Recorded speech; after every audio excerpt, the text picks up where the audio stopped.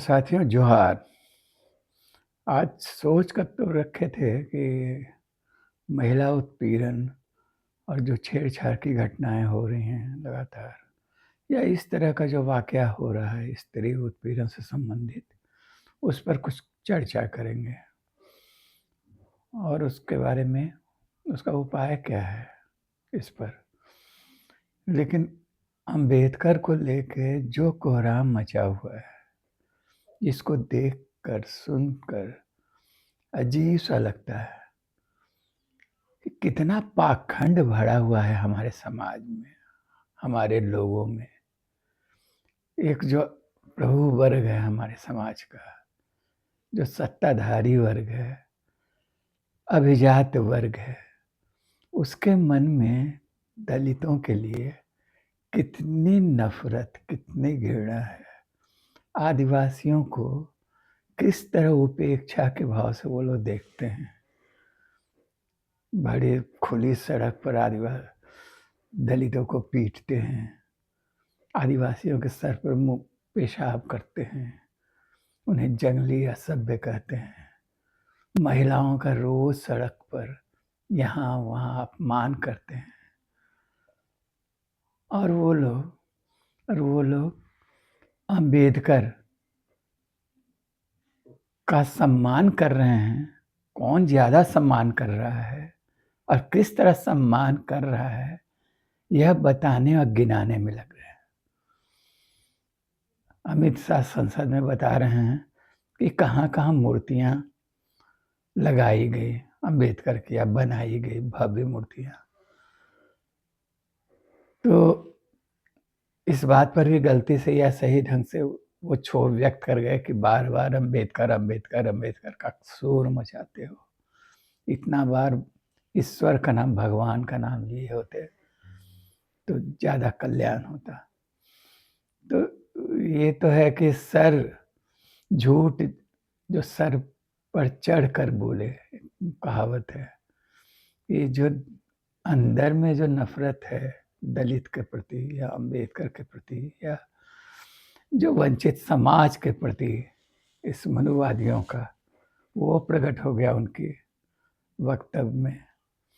लेकिन उसके साथ साथ एक दूसरा मुहिम भी चलाया जा रहा है, खोद खोद कर निकाला जा रहा है कि कांग्रेस ने कब कब अंबेडकर का अपमान किया है। एक कार्टून निकाल के ले आया गया है, शंकर पिल्लई या कोई कार्टूनिस्ट थे अपने जमाने के नामी, उनका बनाया, जिसमें एक घोंघे पर अंबेडकर सवार हैं और अंबेडकर के हाथ में भी चाबुक है और उसके पीछे खड़े नेहरू के हाथ में भी। एकदम जो उसको जो यदि कोई थोड़ी सी भी तल्लीनता से या ध्यान से देखेगा तो यही लगेगा कि हाँ, वो जो संविधान रूपी वो जो घोंघा है उसको गतिशील, थोड़ा तेज करने के लिए, पता नहीं उसका मतलब क्या है। क्या संविधान के निर्माण में जो गतिरोध या धीमी गति थी उसको लेकर है, व्यंग या क्या है, जो भी हो, एक पुराना, अब उसको लेकर बताया जा रहा है कि लोग नेहरू अंबेडकर का अपमान कर रहे हैं। तो इन सब बातों से, इस बात से इस फैक्ट का क्या सरोकार है कि हमारे देश में दलितों की स्थिति आज क्या है। समता, न्याय, बराबरी वाला जो संविधान बनाया गया है, उसको उसके रहते हुए किस तरह दलितों को प्रताड़ित किया जा रहा है। अभी भी महिलाओं के साथ किस तरह का व्यवहार हो रहा है, आदिवासियों के प्रति किस तरह का उपेक्षापूर्ण रवैया है पूरे सत्ताधारी वर्ग का। हम उसमें केवल भाजपा को शामिल नहीं करेंगे। कांग्रेस भी लंबे अरसे तक शासन की है और वो भी उतनी ही क्रूर रही है इन वंचित जमात के लोगों के प्रति। लेकिन सवाल है कि अभी वो मौजूद है ही नहीं। ये सब बातें, ये कौन किस तरह अपमान कर रहा है। और अंबेडकर को सम्मान करके या उनकी मूर्तियां बनाकर या उन पर माल्यार्पण करके या उनके प्रति प्रेम दर्शाकर जो हमारे समाज का जो यथार्थ है वो नहीं बदलता है। दलितों की क्या स्थिति इस हमारे आज के दौर में अभी भी सब लोग जानते हैं उसको। निकृष्टतम काम उनसे करने की उम्मीद की जाती है। सफाई कर्मी हैं वो, गटर के अंदर घुस के काम करते हैं वो, मलजल की सफाई करते हैं वो, मान के लोग चलते हैं कि यह सब काम उनके ही जिम्मे है। मंदिर में प्रवेश यदि वो करेंगे तो अभी भी कोहराम मच जाता है। उसके लिए कितना आंदोलन करना पड़ा, क्या क्या नहीं हुआ है। किस तरह पूना की घटना अभी कुछ ही दिनों की पहले की तो है, और आए दिन इस तरह की घटनाएं होती ही रहती हैं। किस तरह उन्हें 4 दलित युवकों को बांध के सरेआम पीटा गया था, जिसको लेकर फिर बाद में बहुत विरोध वगैरह हुआ था। आए दिन अभी भी ईमानदारी से आप खोजिएगा तो किसी सवर्ण व्यक्ति का किसी दलित से दोस्ती, आत्मीयता वाला रिश्ता उस तरह का आपको खोजे से नहीं मिलेगा। बहुत दिनों से देख रहे हैं, विधायक लोग बन जाते हैं। चंदन क्यारी विधायक बने थे, गौर हरिजन या कुछ नाम था, हम उस समय बोकारो में पत्रकारिता करते थे। वो बताते थे कि वहाँ जो भूमिहार लोग थे वहाँ का, वो चंदन क्यारी में, तो वो किसी के यहाँ जाते थे तो चाय वाय पीते थे तो ग्लास को बाहर रखते थे, कांच के ग्लास को, या धो के रखना पड़ता था उनको। इस तरह का वातावरण है, और इसके सबके मूल में है मनुवादी व्यवस्था, जिसमें 4 वर्णों में हिंदुओं को बांट दिया गया है, ब्राह्मण, क्षत्रिय, वैश्य, शूद्र, और निकृष्टतम काम यानी हाथ से करने वाला तमाम काम जिसमें मानवीय श्रम लगता है, वो तमाम काम शूद्रों के जिम्मे है, जिसको दलित समुदाय में के रूप में आज हम चिन्हित करते हैं। वो हालात क्या बदला है जरा भी? अभी भी ऐसा आपको लगता है? देश में दलित समुदाय ही एक ऐसा है जिसके पास अभी भी, उस बड़ी आबादी के पास, उसके बड़े हिस्से के पास अभी अपना घर बनाने के लिए अपनी जमीन नहीं है। हाल तक वो लोग जमींदारों के यहाँ की जमीन पर बसे रहते थे। सारा मेहनत का काम वही तबका करता है। खेतेर मजदूर का सबसे बड़ा हिस्सा जो है वो दलित समुदाय का ही है, भूमिहीन मजदूर जिसको कहते हैं। जो भी सफाई कर्म जहाँ भी देश में जिस जगह भी चल रहा है, जहाँ वहाँ देखिएगा आप, उसमें दलित समुदाय के ही लोग हैं लगे हुए। गटर की सफाई हो, नाले की सफाई हो, ये सारा काम, ये ठीक है कि उसमें भी एक छोटा सा तबका आरक्षण के बदौलत अम्बेडकर के संघर्षों से जो हुआ, जो संविधान में आरक्षण मिला, उसके बदौलत कुछ उनका जीवन कुछ बदला। कुछ लोग पढ़ लिख गए, कुछ दूसरे नौकरियों में चले गए, और वो, लेकिन बड़ा आबादी का बड़ा हिस्सा अभी भी समाज में निकृष्टतम काम, और वो भी निम्न वेतनमान में पारिश्रमिक पर करता है। मंदिरों में उनके प्रवेश पर उनको बराबरी देने का बात बहुत दूर है। प्रवेश करने पर बहुत आंदोलन आंदोलन हुआ अम्बेडकर के समय से ही, एक बहुत बड़ा मुद्दा था मंदिरों में प्रवेश हो इनका, लेकिन बहुत कठिनाई से, बहुत पता नहीं कहीं होगा, लेकिन अभी भी वो स्थिति नहीं है, सामान्य स्थिति नहीं है। तो भाई उनके जीवन में उद्धार के लिए, उत्थान के लिए आप कुछ नहीं करते हैं, उनके जीवन शैली में बदलाव हो। हम आपको बोकारो का किस्सा बताते हैं कुछ बरस पहले का। पब्लिक सेक्टर में, मैंने बोकारो स्टील प्लांट में नियमित बहाली हुई, स्वीपरों की भी बहाली हुई और उनको अच्छे वेतनमान पर नौकरी भी मिला, उनके लिए क्वार्टर भी आवंटित हुआ। लेकिन हुआ क्या, वहाँ उनका आर्थिक स्थिति सुधरा, वेतन मिला, लेकिन उनको समाज ने स्वीकारा नहीं। उन जिस बस यदि किसी कॉलोनी में, किसी सेक्टर में सामान्य लोगों के साथ उनका भी क्वार्टर था, तो उनका रहना दुश्वार वहाँ हो गया, क्योंकि कोई नहीं चाहता था कि उनके बगल में एक दलित परिवार रहे, स्वीपर रहे, उस तरह का सफाई कर्मी रहे। उनका जीवन शैली से, उनके सुअरों से, इन सब से लोगों को चिढ़, और अंत में ज़्यादातर स्वीपर किए क्या, अपना क्वार्टर को भाड़े पर लगा दिए। और दुंदीबाग हाट एक है वहाँ, उसके बगल में एक ज़मीन जहाँ पर हवाई अड्डा बनने की बात हो रही है, वहाँ जाकर झोपड़पट्टी बना कर रहने लगे, क्वार्टरों को भाड़े पर दे दिए। कुछ लोग कहेगा कि नहीं वो लालच के लिए ऐसा किया, लालच नहीं था, उनकी स्वीकार्यता नहीं थी समाज में।